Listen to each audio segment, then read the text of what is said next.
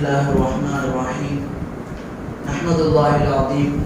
Nusalli wa nusalli ala rasulihil karim. Amma ba'd. அகிலத்தை படைத்து பரிபாலிக்கக்கூடிய அல்லாஹ் ஜல்ல ஷானஹு தஆலா ஒருவனுக்கே புகழ் அனைத்து முடித்தாகட்டுமாக. அந்த வல்லோன் அல்லாஹ்வின் சாந்தியும் சமாதானமும் நம் உயிரினும் மேலான கண்மணி நாயகம் உத்தம நபிநாதர் முத்து முஹம்மது ரசூலுல்லாஹ் ஸல்லல்லாஹு அலைஹி வஸல்லம் அவர்களின் மீதும் அவர்களின் அடிச்சுவற்றை அடிப்படையாக அப்படியே பின்பற்றி வாழ்ந்த உத்தம சத்திய சஹாபாக்கள் தபீஈன்கள் தபோ தபீஈன்கள் ஆதாக்கள் சுஹதாக்கள் குறிப்பாக நம் அனைவர்களின் மீதும் அந்த வல்லோன் அல்லாஹ்வின் சாந்தியும் சமாதானமும் என்றென்றும் நின்று நிலவட்டுமாக. ஆமீன். அஸ்ஸலாமு அலைக்கும் வரஹ்மத்துல்லாஹி வபரகாத்துஹு. கணித்திற்குரிய அல்லாஹ்வின் நல்லடியார்களே, இன்று ஓதப்பட்ட சூரா அன்-நஜ்ம், நட்சத்திரம் என்று பெயரிடப்பட்ட இந்த சூறாவிலே அல்லாஹ் ரசூலுல்லாஹி ஸல்லல்லாஹு அலைஹி வஸல்லம் அவருடைய பேச்சை பற்றி சொல்லும் பொழுது சொல்கிறான், வமா யன்திகு அனில் ஹவா. அவர் நபிகள் நாயகம் ஸல்லல்லாஹு அலைஹி வஸல்லம் அவர்கள் தன்னுடைய மனோ இச்சைக்கு ஏற்ப அவர்கள் பேசவில்லை. வமா யன்திகு அனில் ஹவா இன் ஹுவ இல்லா வஹ்யு யூஹா. அது அனைத்தும் அல்லாஹ்வினுடைய இறை செய்தியை தவிர வேறு இல்லை என்று அன்னலபெருமானார் ரசூலுல்லாஹி ஸல்லல்லாஹு அலைஹி வஸல்லம் அவர்களை பற்றி அல்லாஹ் கூறுகிறான். அப்பொழுது அன்னலபெருமானார் ரசூலுல்லாஹி ஸல்லல்லாஹு அலைஹி வஸல்லம் அவர்களுடைய வார்த்தை முழுவதுமே வஹீதான். 40 வருடங்களாக முஹம்மது இப்னு அப்துல்லாஹ்வாக பேசிக் கொண்டிருந்தார். அடுத்த 23 வருடம் முஹம்மது ரசூலுல்லாஹ்வாக பேசினார். அல்லாஹ் தான் முழுக்க முழுக்க அன்னலபெருமானாருடைய வார்த்தையில் வரக்கூடிய ஒவ்வொரு அந்த கலிமாக்களும் அல்லாஹ்வுடைய வஹியாகவே இருந்தது. அல்லாஹ் சொல்லித் தரக்கூடிய ஒவ்வொரு விஷயங்களும் அன்னலபெருமானாருடைய வார்த்தைகளாக இருந்தது. வஹி 2 வகைப்படும். ஒன்று ஓதப்படக்கூடிய வஹி, இன்னொன்று ஓதப்படாத வஹி. ஓதப்படக்கூடிய வஹி தான் நாம் ஓதக்கூடிய குர்ஆன். நாம் ஓதக்கூடிய குர்ஆன், அன்றாட வேளையிலே நாம் குர்ஆனை ஓதுகிறோம். இது ஓதப்படக்கூடிய வஹி. ஓதப்படாத வஹி ஹதீஸ். நாம் குர்ஆனை ஓதுவது போன்ற ஹதீஸை நாம் ஓத மாட்டோம். எப்பொழுது தேவைப்படுகிறதோ அப்பொழுது அந்த ஹதீஸை எடுத்து படிப்போம். அப்பொழுது அன்னலபெருமானாருடைய வார்த்தை தான் குர்ஆன், அதே போன்ற அன்னலபெருமானாருடைய வார்த்தை தான் ஹதீஸ். யாரிடத்தில் இருந்து வந்தது என்று சொன்னால் அல்லாஹ் ஜல்ல ஷானஹு தஆலாவிடம் இருந்து ஜிப்ரீல் அலைஹிஸ்ஸலாம் அவர்கள் மூலமாக அன்னலபெருமானார் ரசூலுல்லாஹி ஸல்லல்லாஹு அலைஹி வஸல்லம் அவர்களுக்கு வந்தது. வஹி என்பது என்ன என்று பார்த்தோம் என்று சொன்னால், மனிதனுடைய அறிவுக்கு எட்டாத விஷயங்களை எல்லாம் விளக்கி தரக்கூடியதுதான் வஹி. மனிதனுடைய அவருடைய அறிவுக்கு எட்டாத விஷயங்கள் எல்லாம் சொல்லி தரக்கூடிய ஒன்றுதான் வஹியாக கருதப்படுகிறது. நமக்கெல்லாம் தெரியும், நம்மளுடைய புலன்கள், நம்முடைய ஐம்புலன்கள் அனைத்தும் ஒரு குறிப்பிட்ட எல்லைக்குட்பட்டதுதான். ஒரு சூரியனை பார்க்கிறோம், நம்மளுடைய கண்ணால பார்க்கிறோம், முழுவதுமா பார்க்க முடியுமா? கொஞ்சம் வெயில் அதிகமா இருந்தாலே கண்ணு கூச ஆரம்பிச்சிடும். எவ்வளவு சத்தத்தை நம்மளால கேட்க முடியும்? ஒரு குறிப்பிட்ட சத்தத்தை தான் நம்மளுடைய காதில் கேட்க முடியும். அதே போன்று நாம் பேசக்கூடிய பேச்சு 100 கிலோமீட்டர் வரைக்கும் போயிடாதா? 10 மீட்டர் தான் நம்மளுடைய அந்த சொல்லே போகும். அதே போன்றுதான் நம்மளுடைய உணர்வுகள் அனைத்துமே ஒரு குறிப்பிட்ட எல்லைக்குட்பட்டதுதான். நம்மளுடைய உணர்வுகள் அனைத்துமே ஒரு குறிப்பிட்ட எல்லைக்குட்பட்டதுதான். அதே போன்றுதான் நம்முடைய அறிவும். நம்மளுடைய அறிவும் எந்த அளவுக்கு விசாலமாக, அந்த மனிதனுக்கு எவ்வளவு பெரிய ஐக்கிய லெவல் இருந்தாலுமே ஒரு குறிப்பிட்ட அளவுதான் அந்த மனிதனுடைய மூளை செயல்படும்.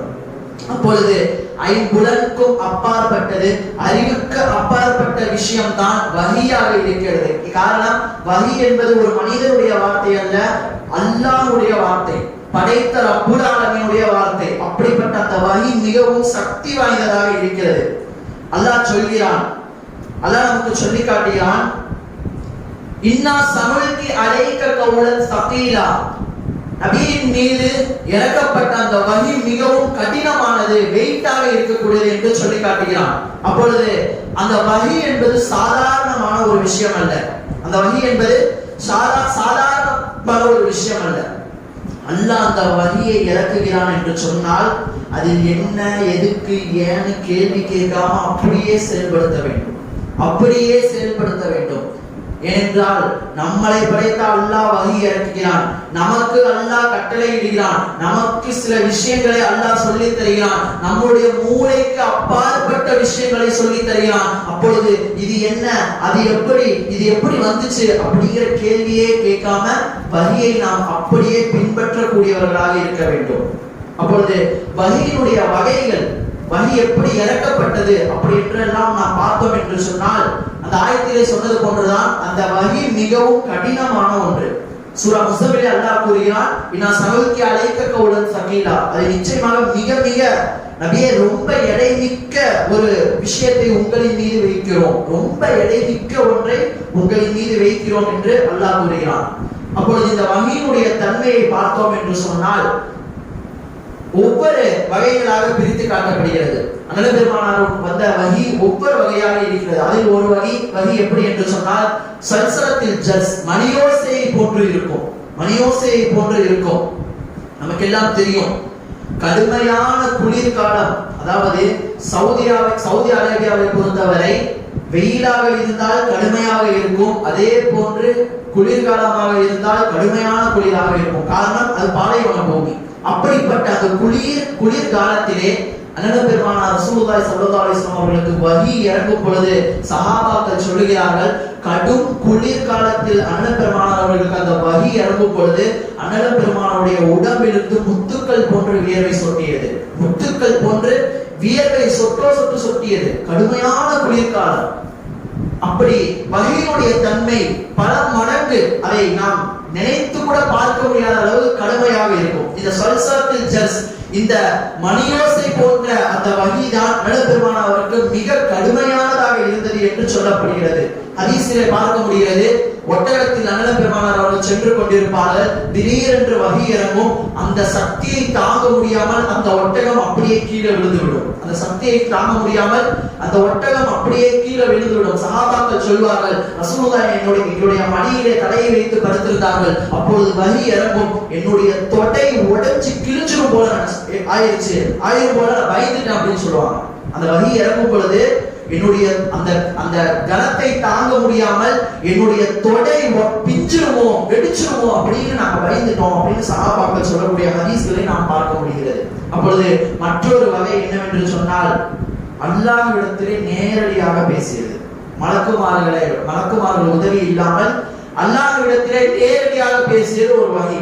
இரண்டே நபிமார்கள் தான் அல்லாஹ்விடத்திலே நேரடியாக என்று சொன்னால் அல்லாஹ்வை முழுவதுமாக பார்த்துவிட முடியாது.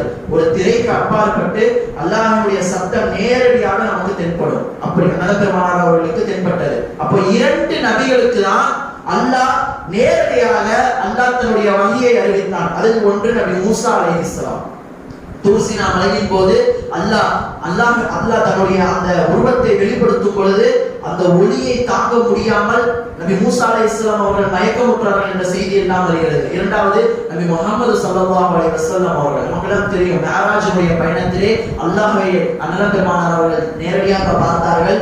தொழுகையை அப்பொழுது கடமையாக்கப்பட்டது. அப்போ இந்த நேரத்தில் அல்லாஹ்வை நேரடியாக பார்த்து மலக்குமார்கள் உதவி இல்லாமல் சந்தித்து வஹியை பெறுவது ஒரு வகை. மூன்றாவது வகை என்னவென்று சொன்னால், மலக்குகள் மூலம் மலக்குமார்கள் மூலம் வஹியை பெறுவது. பெரும்பாலான வஹி அனைத்து நபிமார்களுக்கும் 90% நபி ஜிப்ரீல் அலைஹிஸ்ஸலாம் அவர்கள் தான் வஹி கொண்டு வந்தார்கள். சில நேரத்திலே வேறு சில மலக்குமார்களும் வஹியை கொண்டு வந்ததாக சொல்லப்படுகிறது. அதே போன்று அடுத்ததாக வஹியை அல்லாஹ் ஸ்ட்ரைட்டா நேரடியாக உள்ளத்தில் போடுவான். நபியினுடைய உள்ளத்திலே போடுவான்.